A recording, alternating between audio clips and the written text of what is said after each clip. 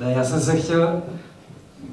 jsem se vás chtěl zeptat, jako, jestli byste mi mohli každý ze svého pohledu vlastně odpovědět, jak si myslíte, že by třeba město mělo v ideálním případě postupovat s tou perlou a z jakých důvodů? Jestli by mohl začít třeba Michal a pak...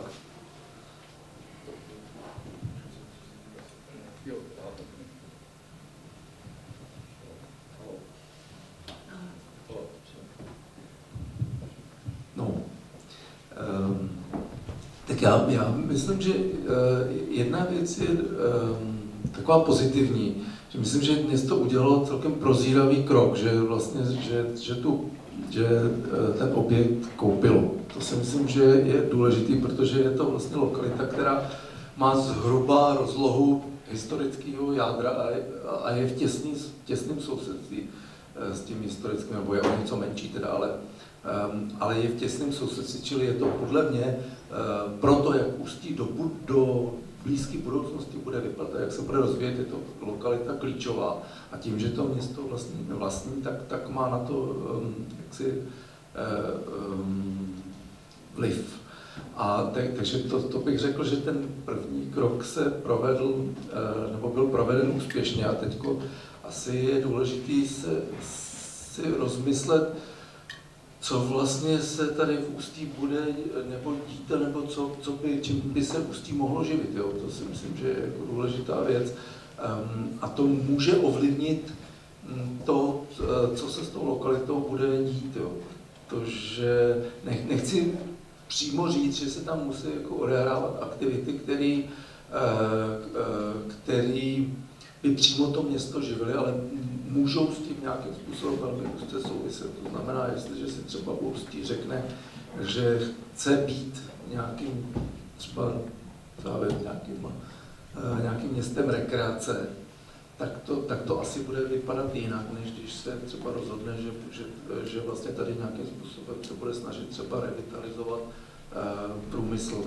A potom si třeba myslím, že to je vhodná lokalita na to, aby se tam třeba odehrávaly nějaké aktivity, které budou třeba souviset, nějaký výzkum třeba, který by souvisel třeba nebo nějaký školství, nebo něco, co bude souviset vlastně s tím průmyslem. Takže tohle bych řekl, že je jakoby klíčová věc, jako co vlastně se tady bude v tom městě dít. A město na to má nějaký, může mít na to vliv a skrz to, že vlastní tuhle parcelu, to ten vliv může mít, čili si myslím, že by se teď měla. Podle mého názoru by vlastně si měla radnice jak si ujasnit tohle. A tohle by mělo vzniknout nějak v koordinaci s nějakýma prostorovými možnostmi, který ta lokalita nabízí. Protože 3 hektary, jestli se nepletu, jsou to 3 hektary, tak to se může zdát jako docela hodně ve vztahu k tomu historickému jádru, ale zase to není zase tak moc, abych vlastně odstartoval něco, čili je to nějaké takové, jako pivotní místo a bude se tam muset velmi dobře jak si rozvážit, co s tím pak, že to má být nějaký vlastně startovací moment pro rozvoj města. A jaký teda ve stručnosti jenom ty kroky, jako jsi viděl, který udělat, aby se ten projekt odstartoval? No, myslím si, že by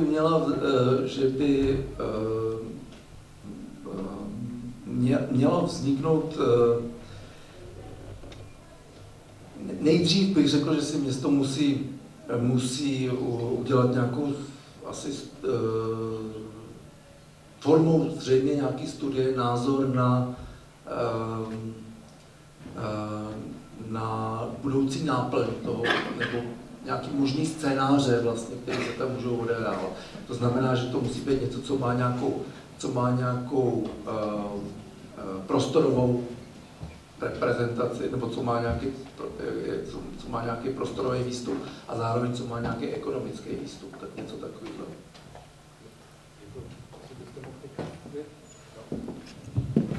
Já řeknu jednu věc. Za prvé gratulace městu, že to koupilo. Podle mě to byl prozíravý tah a myslím si, že se to teda zúročí možná v nějakém delším horizontu, ale určitě to byl dobrý tah. Například v Praze se takové věci nepovedly, protože město Praha nemělo k tomu tenkrát odvahu, i když třeba mělo ty finance, tak některé věci nekoupilo. Takže to je za prvé pochvala. A za druhé si myslím, že je to úžasná příležitost. Když jsem to dneska procházel, a musím říct, že jsem to viděl poprvé dneska, takže je to furt jenom prvotní dojem, je to úžasná příležitost, ty budovy skýtají velkou příležitost, protože jsou blízko centra, jsou vhodně rozložené, dají si rekonverzovat na jiný způsob užití.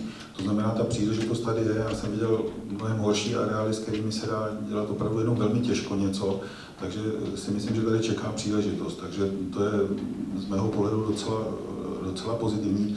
A já jsem osobně zastáncem toho, že je zejména potřeba hledat život, který by ty nemovitosti nějakým způsobem naplnil. To znamená, podle mě by si město mělo s nějakým třeba velmi omezeným rozpočtem zkusit některou z těch budov uvést do nějakého přijatelného stavu, takového, aby ji mohlo nabízet, a pak ji v podstatě zkusmo tomu trhu, to je to, čemu my vlastně všem přichodíme za tím trhem, snažíme se ho identifikovat, snažíme se ho nalézt a tam, kde si myslíme, že ten trh je, tak tam stavíme ty svoje nemovitosti, takže by naopak město mohlo, protože tu nemovitost už dneska má, tak by ji mohlo nějakým způsobem malinko vylepšit a potom v podstatě zjistit nějakou takovým průzkumem, zda se nachází život, který by tu nemovitost začal obývat. To je asi můj příspěvek této věci. Tak já si myslím, určitě to byl dobrý počin, že město koupilo tu nemovitost, ovšem má to i svá rizika, tady kolega vlastně zmiňoval třeba možnost rozvoje toho cestovního ruchu, že v jiných projektech jsme třeba byli zkoumali tady mikroregion Orlicko a právě ten cestovní ruch se občas ozývá jakoby model rozvoje, jako takový fetiš. Mně to připadá, že se velmi zdůrazňuje, ale nejsem si jistý, zda všechny regiony a všechny obce mohou být dostatečně prosperující díky cestovnímu ruchu. Jistě asi Ústí trošku poklesl jeho význam v souvislosti s reformou veřejné správy, že vlastně vy jste byli okresní město, že, jestli se nepletu, a v současnosti ten systém okresu byl nahrazen obcemi s rozšířenou působností, takže asi to město by mělo hledat nějaký cíl, že Česká Třebová je uzel, dopravní uzel významný, tak dále. I to Ústí po částečné ztrátě té administrativní funkce by mělo hledat nějaký směr rozvoje, na co se zaměřit. A ten cestovní ruch nejsem si jist, protože je tady konkurence těch dalších středisek, jako Žamberk a podobně.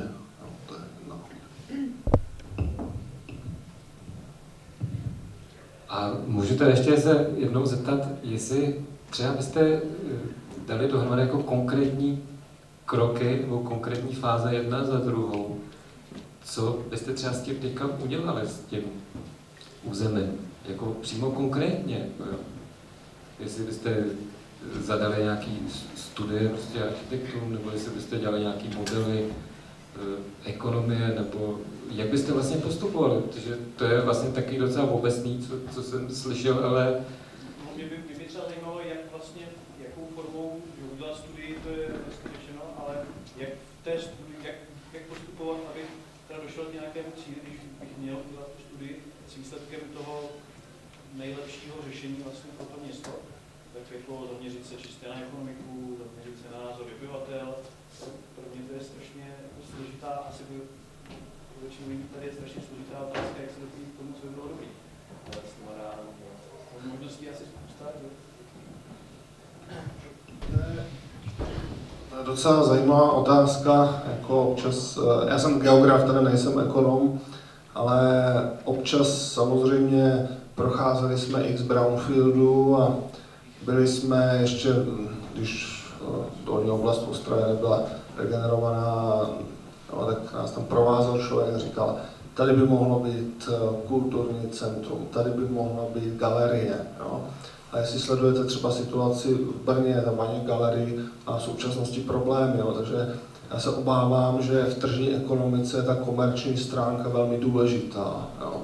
To znamená, nechci jakoby popírat, že je důležitý názor místních obyvatel, ale lidé obecně, když si vezmete i z historického hlediska, tak když se třeba plánovala asanace Prahy v 19. století, no, tak samozřejmě již tehdy, nebo bouraly se hradby, a tehdy byl třeba plán, jako lidé chtěli třeba parky. Když se zeptáte na percepci v Brně, co by chtěli na místě brownfieldu, tak řeknou veřejnou zeleň, parky, hřiště a tak dále. Jo. Otázka vždycky je, kdo to zaplatí, jo, a jestli jsou na to finance. Jo. Bylo by dobré taky se zeptat, jako začít od bílých míst, co v Ústí chybí, co nechybí. Spousta věcí tu je, tak pak je to o tom rozvoji. A pak ten rozvoj je buď ekonomický, tak jak se o tom bavíme, nebo kulturní, nebo sportovní, nebo rekreační. To bylo by dobré tou selektivitou. No, já jenom kdybych to vztáhnul ke své profesi, tak já si myslím, že určitě teď jako není na tahu nějaký architekt, aspoň z mého pohledu. Jo. Že když tady byl jako dotaz, jak třeba by ty studie měly vypadat, tak já si myslím, že teď je... Kdo by byl nejlepší administrator třeba? No, upřímně řečeno, myslím si, že to je někdo, že to je spíš někdo, kdo je ekonom, nebo někdo, kdo se třeba zabývá nějakým komunitním plánováním. A myslím si, že jako architekti u toho by měli být, ale ne v pozici toho lídra, jo, protože v tuhle chvíli to architekt. Tam není jakoby zadání ještě pro toho architekta. Teď se musí vytvořit vlastně to zadání. A samozřejmě je dobré, když u toho zadání je architekt, protože může některý třeba nesmyslné možnosti vyloučit, nebo třeba ve spolupráci s tím, kdo to zadání vytváří, mu může být jako důležitým oponentem, ale určitě to není teď. Že potom, aspoň z mého pohledu, že by se to mělo zadat. Protože si myslím, že se vlastně teď, že by se tím jenom jako pokreslila spousta papíru a teď se hledá ta náplň, nebo ten život. A ten se může najít. Ten se může vygenerovat nějakou ekonomickou činností nebo nějakou potřebou, jak tady říkal pán z publika, kterou třeba to město naléhavě má. Ale zatím, co jsem teda slyšel, tak vlastně město vygenerovalo nějaký potřebu, která odpovídá asi zhruba 10 vlastně ty plochy, jestli tomu správně rozumím. Čili to si myslím, že na to, aby to bylo udržitelný, ten projekt nestačí. Já to jenom lehce doplním, podle mě by se měl identifikovat veřejný zájem, jestli tady nějaká veřejná poptávka, to znamená město, obyvatelé vědí, co zde potřebují, tak jestli je to jasné, tak si myslím, že se to dá asi jednoduše popsat a samozřejmě to předpokládá, že to město na to má a je ochotno to zrealizovat. Já teď nevím, co to může být, jo. Vím, že v některých městech se velmi jako dramaticky projednávají bazény, někde jinde se projednávají chodníky, já nevím, co je tady, ale třeba by tady byla nějaká veřejná poptávka. A vzhledem k tomu, že se domnívám, že ta veřejná poptávka nenaplní celý užití toho areálu, tak bych vytvořil podmínky pro to, aby se ten areál uživil jakoby sám, nebo aby přivábil k sobě ten život sám, aby to nemuselo být město nebo nějaké konkrétní výzkumy, že byste v podstatě vytvořili podmínky pro to, aby se ta nemovitost začala nějakým způsobem užívat. A skutečně si myslím, že teďka není doba pro architekty, spíš by se to mělo tohleto asi nějakým způsobem ekonomicky namodelovat a namodelovat to samozřejmě nějakým způsobem lze. A ještě já bych tomu teda, mám pocit, že tam musí být nějaká vize toho architekta nebo nějaký směřování. Jako ten ekonom to spočítá, ale zkoušet nějaké směřování nebo něco, jak to naplnit, aby to fungovalo v tom městě jako, řekněme, organicky, nebo aby to přineslo nějaký výsledek dobrý pro to město, tak si myslím, že tam musí být nějaký člověk, který jako tu vizi, o kterou se snaží, že to není jenom čistě ekonomická věc. Myslím, že to jako nic není čistě ekonomická věc, jo. Nebo když se na to jde čistě ekonomicky, tak jsme viděli ty konsekvence. Jo, takže to by nás nemělo překvapovat, jo, že vždycky to je jedna věc. Druhá věc je, že ten ekonomický model je dobrý, když nebo musí být opřený o nějaké kvality vlastně té lokality a o nějaké možnosti té lokality. A ty samozřejmě na to jsou jako kdyby cvičený dobře architekti, aby to přečetli a aby to zobrazili. A potom samozřejmě o tom vědí nejvíc ty lidi, kteří tady žijou. Že? Takže to jsou ty dvě vlastně, to jsou ty dvě složky, které by na tom měly participovat a které by měly nějakým způsobem nějaký svůj input vlastně do toho ekonomického modelu vložit. Ale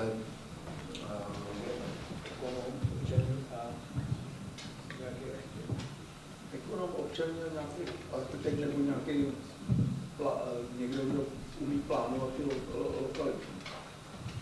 Jenom bych to doplnil, já s váma naprosto souhlasím, podle mě by to mělo mít nějaké téma. Jo? Já teď nechci říct ani nějaký projev architektonický nebo nějakou koordinaci, ale spíš si myslím, že by to mělo mít nějakou vizi, čím to chce být to území, jako pro město, co si od toho vlastně dnešní vedení města a občani slibují. A to nosné téma, já teda řeknu, to se samozřejmě nerodí na takovéhle diskuzi, to je extrémně složitá záležitost, která se v mnoha městech vyvíjí stovky let, takže když se tady objeví najednou takováhle příležitost, tak to nosné téma nalézt je poměrně obtížné a samozřejmě známe celou řadu příkladů, kdy to téma nebylo nalezeno vhodně a nedopadlo to dobře, to znamená, to riziko je samozřejmě velké, ale souhlasím s vámi, že by tady měla být nějaká veřejná diskuze o tom, čím by se ten areál měl pro město stát. A já teďka řeknu třeba, co mě napadá, že by to mohl být nějaký kulturně společensko-podnikatelský inkubátor, abych řekl, že byste třeba vytvořili ty prostory, rozdělili je na několik malých činností a pozvali tam podnikatele, město by to dotovalo například tím, že by řeklo, že z toho nechce vybírat nájemné a teď by se zjistilo, jaký potenciál ve městě, jestli tam někdo chce dělat kulečník, někdo tam bude dělat mateřskou školku, někdo jiný přijde s něčím jiným. To by napadlo třeba mě, jako v tuhle chvíli, ale nevím, jestli je tady ta poptávka ve městě, to je potřeba, aby se to formulovalo ze strany města. Já se domnívám, že v první řadě teďka je potřeba nejednat ani o nějakých jednotlivých objektech a tak dále, ale to, co už tady nakonec bylo řečeno, že je potřeba v první řadě, a to je záležitost města, zastupitelstva a tak dále, si říct, co vlastně to město, jak už to tady bylo řečeno, co to město vlastně má být do budoucna. Ne momentálně, že tenhle objekt je možný využít tak nebo takhle, ale koncepčně vyřešit celou problematiku celého města, protože jak už zde bylo řečeno, ta funkce toho města nebo to město v poslední době nebo v posledním období prostě změnilo charakter průmyslového města, město přírodních krás a dobrého textilu pro turistiku nebo pro cestovní ruch.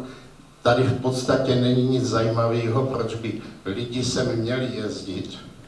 To jsou tady v okolí města Litomyšl, nakonec si ten Letohrad má tam muzeum a tak dále. Tady není v podstatě nic zajímavého pro turistiku a tyhle všechny okolnosti by se měly zvážit dopředu, než se začne uvažovat o využití jednotlivých objektů a stanovit prostě do budoucna, to není otázka roku nebo 5 let nebo tak, ale vůbec do budoucna, koncepci rozvoje města. A to si myslím, že by bylo jako prioritní, než uvažovat o využití jednotlivých objektů a jestli tak nebo onak. Chcete na to reagovat? Já s váma naprosto souhlasím. Určitě to, co jsme tady říkali, vytvořit to nosné téma. A jenom tady byl dotaz, jak konkrétně postupovat. Já jsem si teďka vzpomněl, že jsme zhruba před 3 lety dělali podobnou záležitost na Masarykově nádraží v Praze, kde jsme taky, já jsem tenkrát pracoval pro developera, který to vlastnil, dneska už to vlastní skupina Penta, takže už mě tam nepotřebují, ale my jsme taky přišli na to, že tam máme obrovské území uprostřed vlastně hlavního města a tak úplně jsme si nebyli jistí, co s tím vlastně máme dělat. No tak jsme udělali výběrové řízení na nápad. Normálně jsme řekli, my prostě nevíme, jsme tupý developer, který toho moc nevymyslí a pozeptali jsme se prostě lidí, o kterých jsme si mysleli, že těchto nápadů jsou schopni a normálně jsme prostě za honorář pozvali, aby nám přednesli svoje nápady. Takže pro vaši informaci máme nápady od Davida Vávry, od Davida Černýho, nevím, jsi to viděl? Ukazovali jsme ti něco si. Takže udělali jsme v podstatě jako, bych řekl, soutěž na dobrý nápad. Dobrý večer, já jsem Vlasta Poláčková, jsem taky architektka a budu dělat nový územní plán našeho města, takže využívám i této příležitosti, abych se vám představila. A s tou záležitostí Perly jsem se samozřejmě seznámila už během těch pár měsíců, co tady začínám působit při těch doplňujících průzkumech a rozborech pro územní plán. Je to úplně úžasné, když vidím tu aktivitu, která tady už existuje a to, že sem přijeli takovýhle odborníci, kteří nám můžou dát nějaké svoje rady, je úplně báječný. A myslím si, že z celé té diskuze se rýsuje asi to, že je potřeba zřejmě vytvořit tým lidí, což tady ale zárodek toho je, ve kterém budou skutečně různé profese, protože my chceme, aby to území bylo jednak krásné. To znamená, to je záležitost těch struktur, té hmoty, toho prostředí, to jsou architekti. Potom chceme, aby to prostředí bylo živé, aby tam lidi našli to, co jim tady ve městě chybí. Aby to bylo v souladu s nějakou celkovou koncepcí rozvoje města. Takže to jsou ty záležitosti těch odborníků na ty sociální záležitosti, na ty sociální problémy. A vím, že už tady, jak v té záležitosti architektury, tak i teda toho průzkumu veřejného mínění a záměrů nebo zájmu lidí už bylo uděláno spousta práce, že tady je ten projekt Město pro lidi. Takže z toho už vyplývá určitý obraz, co by tady lidi chtěli. Je tady několik studií, které už naznačily, jak by to území mohlo být prostorově řešeno. A ten vstup teda těch developerů, kteří by řekli, zda to krásné prostředí potřebné pro lidi je také udržitelné a ekonomicky fungující, takže to je ta třetí profese, která tady rozhodně bude muset být zastoupena. Takže si myslím, že by mohl vzniknout nějaký pracovní tým, složený z odborníků z různých profesí, kteří by teda se snažili udělat nějaký základní koncept, ale ruku v ruce od začátku. Ty prostorové struktury, ta sociální náplň i ta ekonomická proveditelnost. Souhlasím s tím, že asi další studie v tuto chvíli bez zadání by asi nepřinesla nic moc nového, než to, co už se v těch studiích objevilo. A pak si myslím, že teda asi to tady neutáhne jedna jediná myšlenka, ale že to území je poměrně velké, skýtá celou škálu možností, takže se domnívám, že asi spíše dojde k jakémusi rozdrobení toho prostoru podle těch podmínek a potřeb, které tady jsou. A rozhodně by tam mělo být bydlení. To si myslím, že v tom městě musí být, aby tady byl ten život, aby tady prostě byli ty lidi. Potom to, po čem ty lidé volají, to znamená různé kulturní záležitosti pro mládež, pro děti, prostory zelené, kde budou nějaké podmínky pro odpočinek, rekreaci, hry dětí a podobně. A kulturní záležitosti, podnikání v určitém rozsahu. Takže myslím, že to bude celá mozaika různých činností, které by tady cílově měly být. A potom si ještě domnívám, že by to, tak jak už tady ale bylo řečeno, to není asi nic nového, to, co říkám, že by to chtělo nalézt nějaký pilotní projekt, nějaký prostor, který už tam má dobré předpoklady pro to býti využit. Pokud by se nalezlo téma pro to využití, které je aktuální, bylo by to ekonomicky zvládnutelné, tak si myslím, že by to mohla být dobrá reklama, protože tento prostor má potenciál a že tedy by to mohlo zahájit cestu k obnově celého toho prostoru. Z hlediska územního plánu, teda tam vidím ještě řadu dalších souvislostí, s tím nevím, jestli tady tohle je dobrá platforma pro to, ale celé to centrum má různé problémy spojené především teda s dopravou a právě nová koncepce řešení, ta prostorová koncepce, může pomoct vyřešit i řadu dopravních problémů, které tady jsou. Všichni to víme, průjezd autobusů, kruhová křižovatka u Hernichovy vily a parkování, Lochmanova ulice, která je obrovským potenciálem, ale naprosto nevyužitým, je to taková dopravní stoka, která nepřináší vůbec nic zajímavého pro lidi. Takže toto všechno by se mohlo v rámci tedy toho hledání řešení perly řešit také. Není to jenom perla, ale má to řadu souvislostí i do toho organismu centra. Ale máme na to peníze. Na co prosím? Na realizaci tohoto záměru. Já jsem nepopsala žádný konkrétní záměr. Já jsem popsala, že potřeba udělat tým. Omlouvám se. Já to vidím velice černě. Já vím, že to město udělalo dobrý, že to koupili, já jsem si to takový náhlasný. Když jsme to měli zbourat, tak na to nemáme peníze. Aby jsme to mohli udržovat, město na to nemá peníze. Kdybychom to měli provozovat, museli bychom se pokusit tam někoho dát. Město to udělalo, nabídlo ty prostory, co se stalo, máme tam prodejnu kol a jinak to celé ostalo prázdný. Jediná šance je to skutečně nějakým způsobem ekonomicky pronajmout, něco tam udělat, aby se to zaplatilo, protože my jsme malé město, průmysl tady není a chudé město. Máme tady přestavěno, přebytováno, spousta volných bytů, žádné další bydlení, nevím komu. Jediná šance je snad, že Lipka Baxor by se do toho mohl navíst a ten má jediné peníze tady. V městě nejsou peníze. Takže jediný šary je skutečně město koupilo, zbourat to neumí a nemůže, na to nemá, park tam nebude, jediný co ještě trošku peněz na tohle. Možná ještě zbyde trošku peněz na tohle. A nad tím bych se zamyslel, jestli třeba by to nešlo jako využít, jo? Jako říct si, mně to přijde jako o té vizi, jako já si nebo si tak představuju, co je inovativní přístup, čemu se to může říkat, a pak jako bych se to snažil do toho zapracovat, jako do toho postupu, do toho plánu. Jo?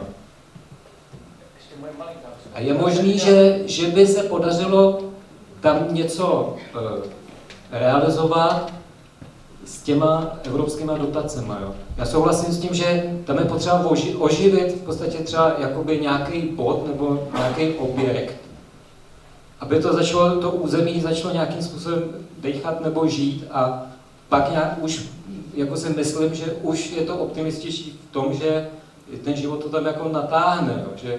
Že se o tom začne mluvit, uvidí se, že tam začalo něco fungovat, a ten zájem si myslím, že sám jakoby přijde. Jako asi neřekneme, kdo tam přesně kdy, ale jako oživit třeba 1-2 body v tom území si myslím, že je jako nejpodstatnější.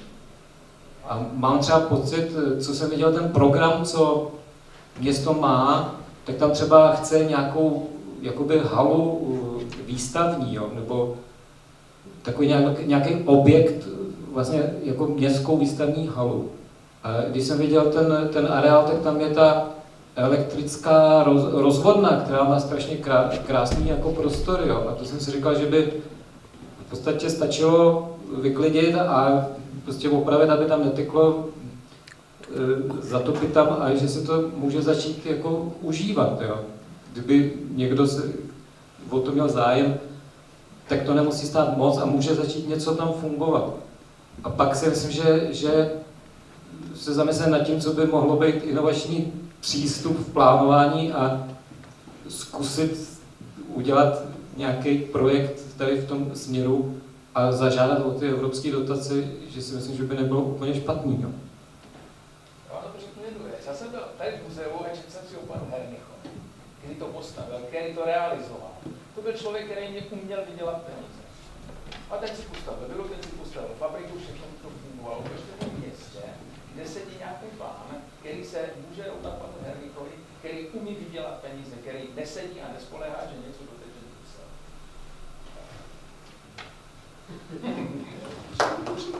Já myslím, že takových lidí, ale tady pán je, a možná, že jsou tady... Fajn, dejme jim ten prostor.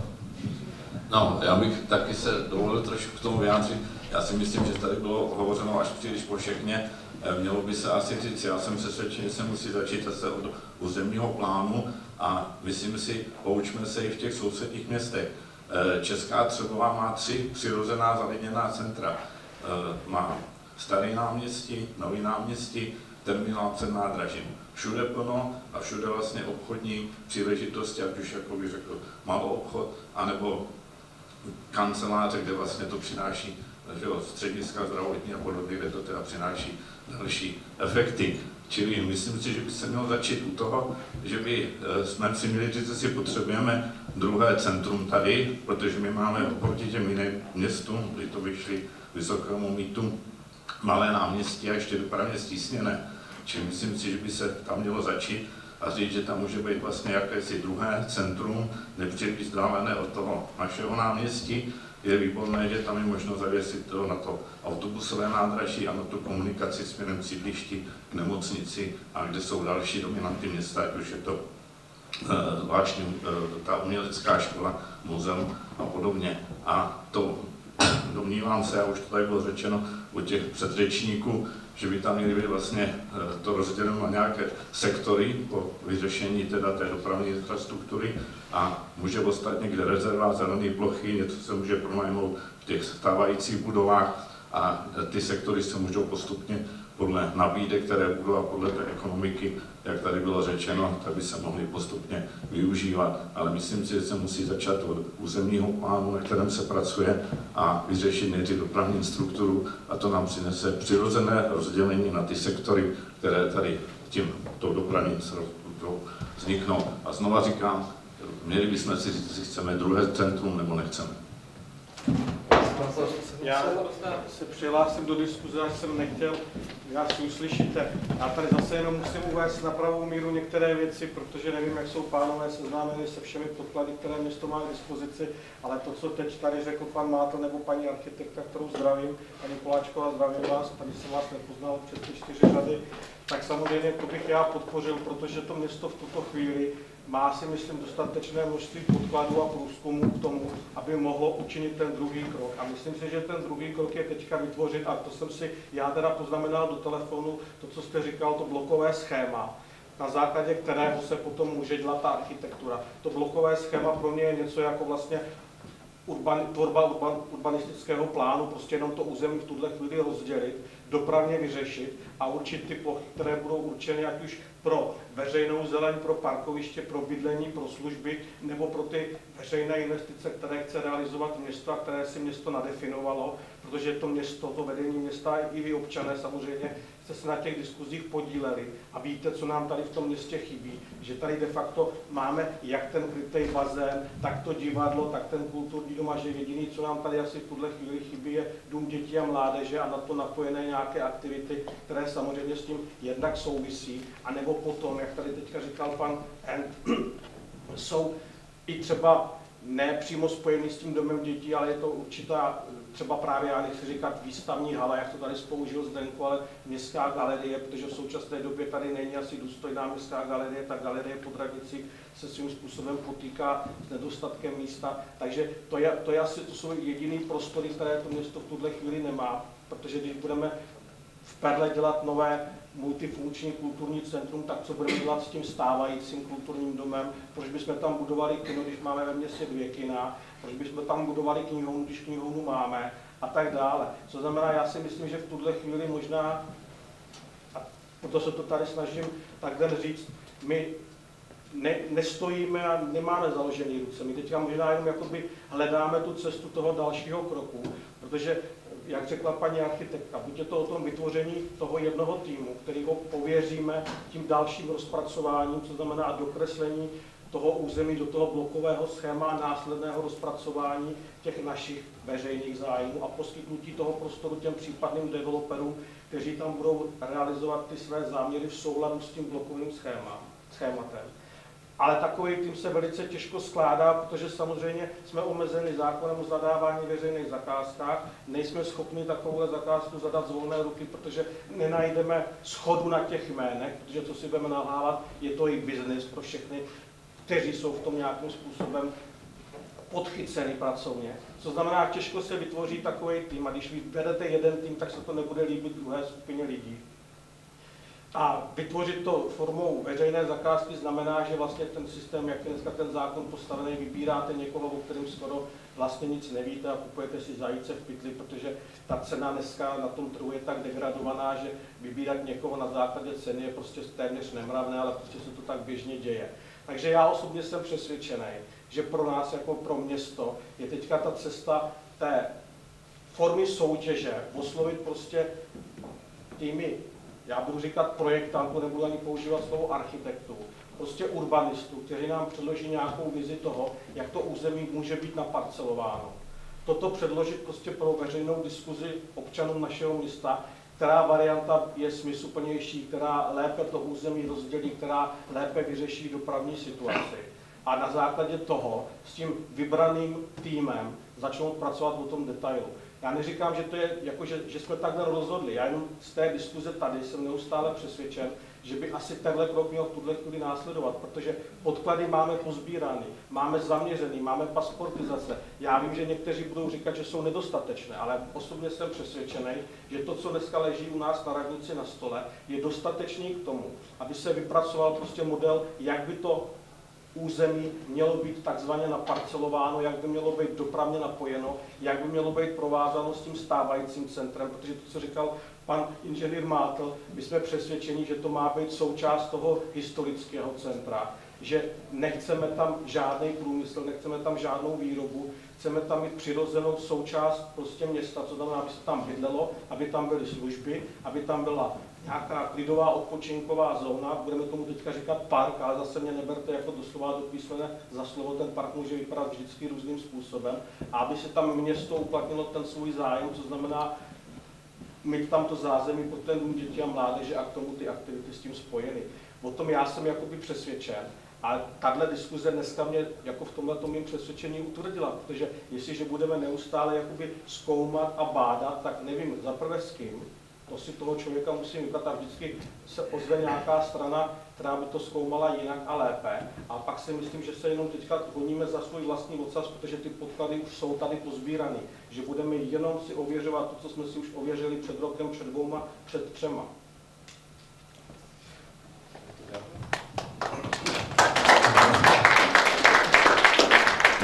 Můžu vyslovit naprostý souhlas, mně to připadá jako správná věc. Já si myslím, že město na tuhle diskuzi potřebuje partnera, potřebuje se mít s kým bavit, radit, vymýšlet ty nápady a potřebuje podle mého názoru tu diskuzi otevřít nejširšímu prostě spektru názorů, ať už pochází odkodkoliv, takže já nemám k tomu nic, naprosto souhlasím. No, já teda možná něco jenom k tomu, když by teďko město, nebo já si spíš dovolím trochu oponovat, ale možná, že jsem to špatně tomu rozuměl, ale když by teď město navrhlo nějaký vlastně rozparcelování ty věci, tak si myslím, že bez toho, aniž by vědělo nějak relativně dobře, co se tam má odehrávat, tak já jako sám za sebe můžu říct, že rozparcelovat pozemek se dá opravdu různě. A ty jednotlivý vlastně vzniklý parcely nebo bloky potom se prostě jako můžou sloužit podle toho, jak se to udělá, tak prostě tu líp, tu hůř různým věcem. Čili bez toho, aniž bych věděl, co tím chci dosáhnout, si myslím, že to je jako riskantní trochu krok. Jo. Ale jestli je to míněno tak, že to má být nějaký jakoby verze, které mají pomoct tomu porozumět, co tam vlastně bylo nejlepší, tak potom se tomu asi takhle to jako můžu chápat. Ale myslím si, že pořád je to prostě v tuhle chvíli je to podle mě víc o té náplni. Jako co vlastně tam chci dělat, než o té formě. Já si myslím, že ta forma jako v tomhle smyslu je jaksi druhotná. Protože, a řeknu teda proč, protože myslím si, že dneska ty typologie vlastně jsou natolik specifický, že to nejde udělat jako v minulosti, že vlastně naparceluju to území na nějaké pozemky a vím, že se mi tam vlastně ty jednotlivé činnosti víceméně jakoby vejdou prostě na parek, tak jako se ve středověku vešli na nějakou parcelu, která byla třeba 6 metrů krát 30 a potom, nebo ještě víc, a někdy v 19. století se vešli na parcelu, která byla prostě 18 krát zase těch 3 nebo 40. takhle to vlastně šlo dělat. A když byl problém, tak se prostě dvě parcely spojily. Takhle to jako v té době šlo dělat, ale dneska jsou ty typologie daleko rozdílnější. Čili já bych byl trochu jako v tomhle opatrný. A nevím, jestli je potřeba dělat ten krok. Vzadu, máme mikrofon. Dobrý večer. Nevím, jestli to funguje, ale zkusím bez toho. Mě by zajímala jenom jedna věc. Tady, jak bylo v těch prezentacích, tak třeba dávat do souvislosti s tím naším městem Smíchov nebo Vaňkovku, byť jsou to strašně hezký místa, to, co se s tím stalo, tak asi v těch místech funguje, ale zajímalo mě, jestli máte jakoby zkušenost. Děkuju. Zkušenost s nějakým podobným městem, který je, co se týče počtu obyvatel, co se týče nějaké, řekněme, nějakého ekonomického základu a podobně, zaměstnanosti. Asi nejsme úplně jediné město, kde krachla textilka a kde hodně lidí tam ztratilo práci. Takže jestli prostě víte o nějakým podobném městě a projektu, který vzniknul na, řekněme, parlej továrně, co tam prostě funguje, co tam dává smysl do toho města a co se jakoby ověřilo. Děkuji. Já za sebe můžu říct, že mám jenom jednu zkušenost, a to je z Českých Budějovic, kde jsme rekonverzovali starý vojenský sklady, které byly postaveny za první republiky, tak ty jsme konvertovali na takový obchodně administrativní centrum, který je dneska docela úspěšný, ale z menšího města zkušenost nemám. Teda. Já mám zase zkušenost v Třeboně, kde teda zrovna nepadla textilka, ale nicméně je tam taková zóna služeb, která, jestli znáte Třeboň, tak je v těsném doteku teda s rybníkem Svět a s historickým centrem. A původně si vlastně město myslelo, že tu zónu služeb právě nějakým způsobem rozparceluje a nabídne, ale potom jim vlastně došlo, že to je vlastně taková nebo jediná vlastně rozvojová oblast, která přímo sousedí s centrem. A začali o tom přemýšlet a že vlastně by mohli, že je to příležitost pro nějaké eventuální strategické rozhodnutí. A jak si na konci téhle zóny je taková velká stavba, je to sýpka, kterou postavili tam Schwarzenbergové někdy v 19. století a vlastně oni uvažují o tom, že tu sýpku teďko vykoupí a vlastně udělají takovým jako pilotním projektem, takovým jako klíčovým místem, takovým bodem, který nastartuje jakousi transformaci potom celé té zóny. A vlastně to bylo, a vlastně tohle přehodnocení teda vzniklo na základě jakýsi strategické studie, kterou si to město nechalo vypracovat. Čili oni já vím, že to třeba může vypadat jako trochu takový jako popis, jaksi škoda papíru, všechny ty studie, ale je pravda, že tyhle záměry se někdy jako rodí dlouho. A že se někdy opravdu musí jako to zkoušet, až potom vykrystalizuje nějaká jakoby myšlenka. A další věc je, že co jsem ještě chtěl tomu říct, který možná úplně není to jako příklad z nějakého, nebo je to možná příklad z jiného města taky, tak to je, že často tyhle ty záměry, a o tom tady taky už bylo řečeno, jsou spojený s nějakou personou, s nějakým člověkem, který prostě se rozhodne, má tu vůli, má tu schopnost a tu myšlenku vlastně protlačí. A někdy třeba i navzdory nějaký situaci toho města, třeba Zlín, jako nebyl zrovna úplně ideální na nějakých ideálních dopravních spojeních. To je v podstatě nějaké město, který je na konci takový jako slepýho údolí. Tam vlastně ten hlavní moravský úval je někde úplně jinde. A prostě někdo se jako rozhodl, měl tu vůli a vlastně to prosadil a nakonec vlastně udělal z takového jako zapadlého města někde, tak jako v horách někde na nějakým potučku Dřevnici, udělal prostě něco, co dneska je středisko kraje. Takže a vlastně ten příklad ty Berly je vlastně podobný, že? Tady se taky jako našel někdo měl tu schopnost a kdo ten areál jako vybudoval. OK, tak podmínky se změnily, ale a možná to není o jednom člověku, možná, že to dneska je víc nějakých jako týmech, ale je to o tom, že se za to někdo jako postaví, nebo Hradec, tak tam byl taky starosta Urych, který vlastně se nějakým způsobem, a to byla zase z jiné pozice, to bylo z pozice toho, ty veřejné správy.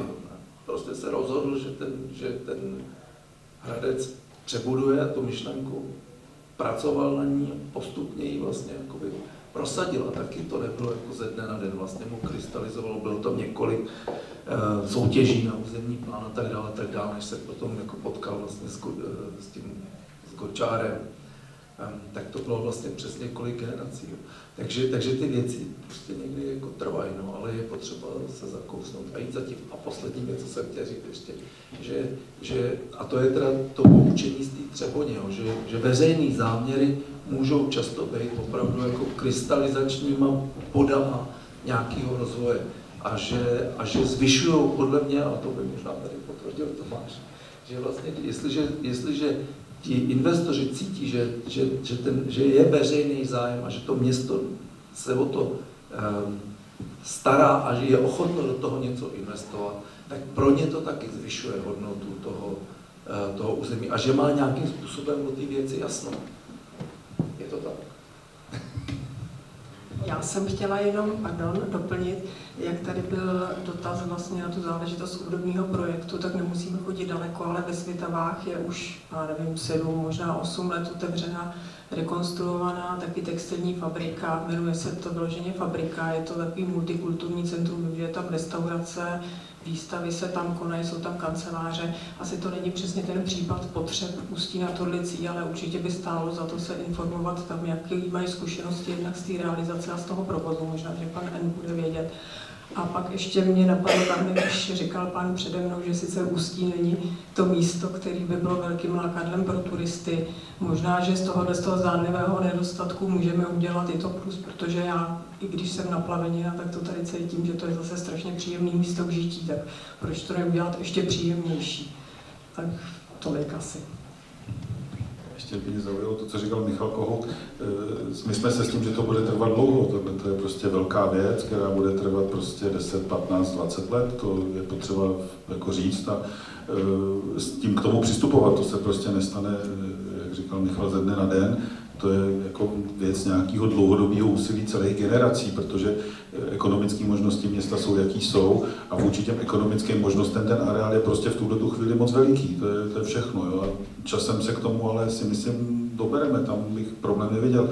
Já jsem tady taky zaznamenal několik negativních reakcí na tu dopravu, třeba tam, tak mě ta silnice tam zrovna vůbec nevadí, protože když tam budu mít nějakou ekonomickou aktivitu, tak každý, kdo pojede okolo, tak ji uvidí například, jo? Což není případ jiných parcel. Jo? Nezapomeň na to, že ty věci mají vždycky nějakou souvislost, takže mně ten areál připadá jako dobrý, to je prostě určitě dobré místo a naprosto podepíšu to, co tady zaznělo, že prostě pokud by do toho areálu jako by iniciační prvek vstoupil nějaký ten veřejný zájem, ta veřejná poptávka, tak potom ty další věci se k tomu budou připojovat už snáze. Jo? To znamená, ta privátní sféra se ráda připojí k tomu, když vidí, že už se tam něco děje. Ta privátní sféra není ráda nějakým pionýrem nebo něčím, kde jde do velkého rizika, pochopitelně. A když mluvím o privátní sféře, tak to může být například ta prodejna těch kol, nebo to může být kdokoliv jiný, jo? To může být jakákoliv drobnější ekonomická aktivita a pokud tím město bude nějakým způsobem půjde napřed a bude jí nějakým způsobem ukazovat, že tam tudy se má jít, tak se to jenom zjednoduší.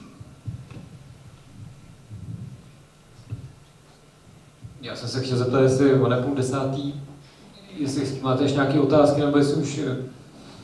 Já bych ještě si dovolil, mám mikrofon, 2 poznámky, protože už jsem mluvil. já v tu studii moc nevěřím. Jednak by to bylo na delší dobu a nemáme dostatek těch výchozích pramenů, na kterých bychom mohli nějaké stavět, informace nejsou a budou se v čase měnit.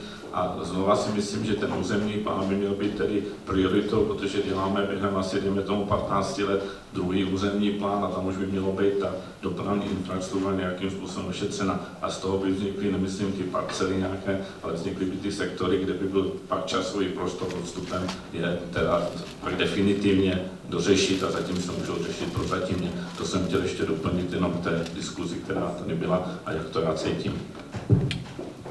Děkuji.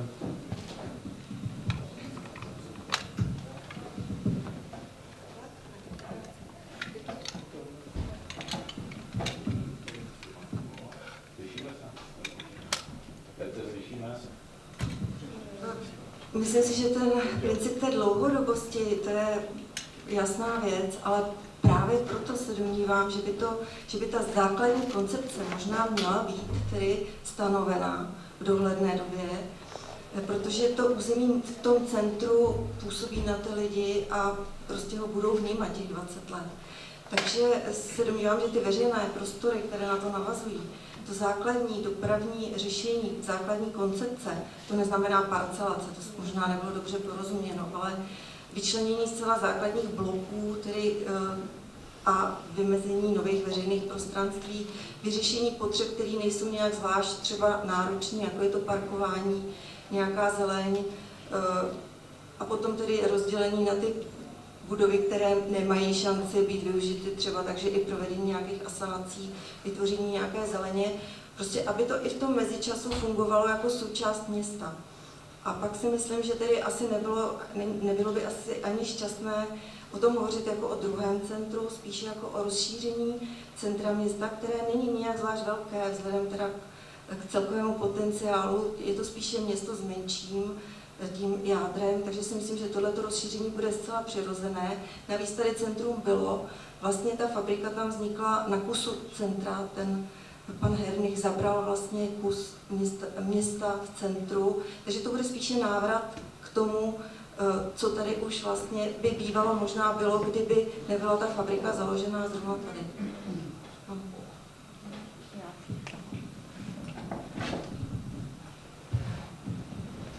Já bych jenom chtěla říct velice krátce ještě takovou myšlenku, jestli tohle teďka není pro město taková příležitost, že by se mělo snažit zamyslet i nad tím, jestli třeba, když tady dneska nějaký kulturní dům je, jestli to je to společenské centrum jako do budoucna, jestli prostě je to důstojné, vyhovující společenské centrum a jestli ta úvaha by opravdu měla být ještě širší, třeba toto centrum opustit, vybudovat jej právě v Perele a té budovy stávající se vlastně jako zbavit.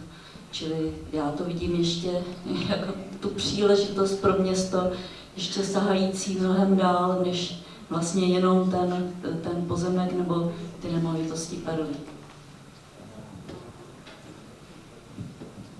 Já jsem ještě se chtěl zeptat, pane Klusáček, vy jste vědec, chcete říct nějaké slovo na závěr?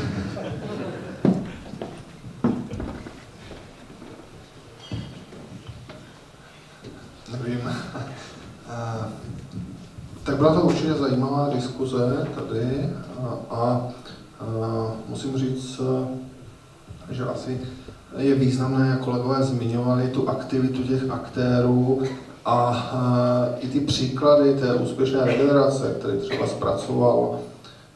zpracovala regionální rozvojová agentura Jižní Moravy, jsou dostupné na internetu, tak pochází často i z některých menších obcí a často to souvisí s tou aktivitou jednak i s představitelů místní samosprávy a samozřejmě jaké mají kontakty a částečně jak jsou schopni získávat dotace a prosazovat ty své vize. Takže vidím, že tady jsou lidé aktivní, tak věřím, že to tady skončí nějakým dobrým koncem.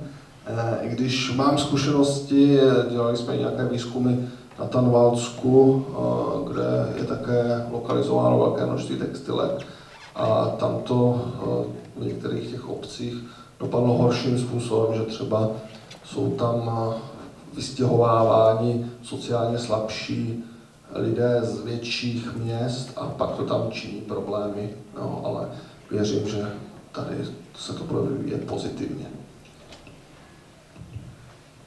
Takže řekněte něco na závěr.